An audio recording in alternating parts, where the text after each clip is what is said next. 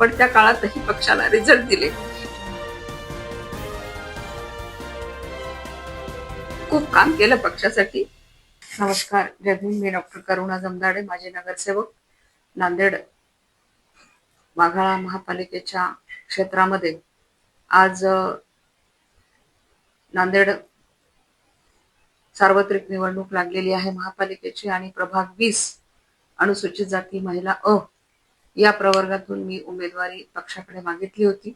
मी काँग्रेस पक्षाची महिला महानगर अध्यक्ष आहे आणि माझे नगरसेवक आहे.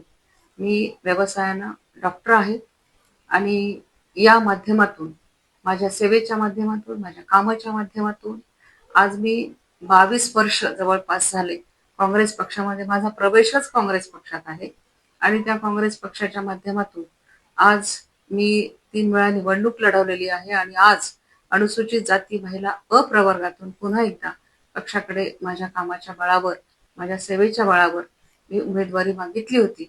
परंतु युतीच्या माध्यमातून उमेदवारी मला पक्षाने नाकारलेली आहे. माझं एवढं काम असताना पक्षाला मी आजपर्यंत 20 वर्षात खूप रिझल्ट दिले. अगदी ऊन म्हणले नाही, ताण म्हणले नाही, तहान भूक विसरून आम्ही रस्त्यावर आलो, आंदोलन केले, मेळावे केले, मोर्चे काढले आणि पक्षाच्या भूमिका आम्ही स्पष्ट करत राहिलो. आणि एवढं काम असताना सुद्धा आज माझ्यासारख्या एका सक्षम स्त्रीला उमेदवारी पक्षाने नाकारलेली आहे. युतीमध्ये जागा ही सोडून दिलेली आहे आणि आज या प्रभागात, नांदेड वाघाळा महापालिकेच्या क्षेत्रामध्ये प्रभाग 20 हा सगळ्यात मोठा प्रभाग आहे. 5 नगरसेवक आहेत तिकडे. म्हणजे ग्राउंड लेवल पासून आम्ही एवढं काम केलं, पक्षासाठी झिजलो असं म्हणेल मी. पण आज वोटिंग मशीनवर पंजाही निशाणी उरलेली नाहीये. आम्ही चालत्या काळातही पक्षाला रिझल्ट दिले, पण त्या काळातही पक्षाला रिझल्ट दिले. खूप काम केलं पक्षासाठी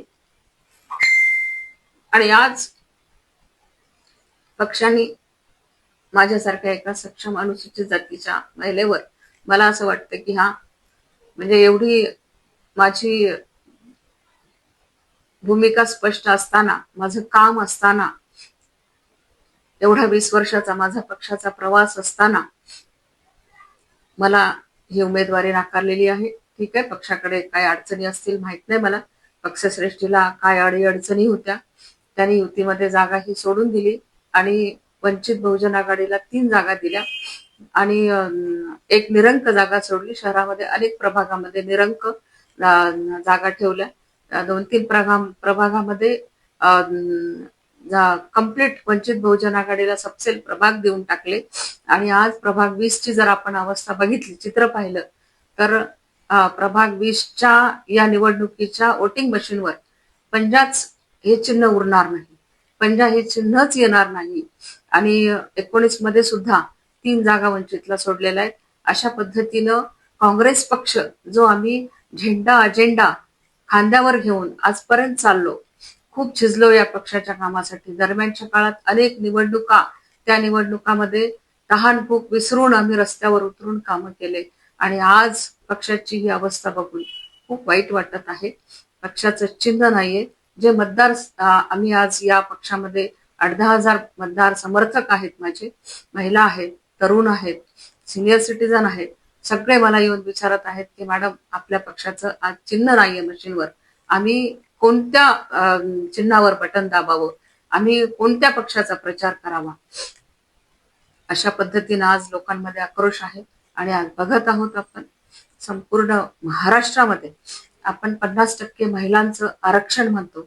आरक्षणाच्या जागेवर दिल्याही असतील पक्षाने महिला, पण जो आक्रोश आहे महाराष्ट्रामध्ये, सोशल मीडियावर आज आपण पाहत आहात, किती महिला रडत आहेत, किती महिला अतिटोकाचे पाऊल उचलण्याच्या भूमिका घेत आहेत आणि हा 50% आरक्षण असलेला महिलांचा जो सहभाग आहे, त्या सहभागावर अशा पद्धतीनं जर अन्याय होत असतील तर महिला राजकारणाच्या पटलावर कशा पुढे येतील, असा हा खूप मोठा प्रश्न या ठिकाणी निर्माण होतो आहे. आणि म्हणून आज मी मतदारसंघातल्या या जनतेशी माझा संवाद साधावा म्हणून आज आपल्या समोर आहे.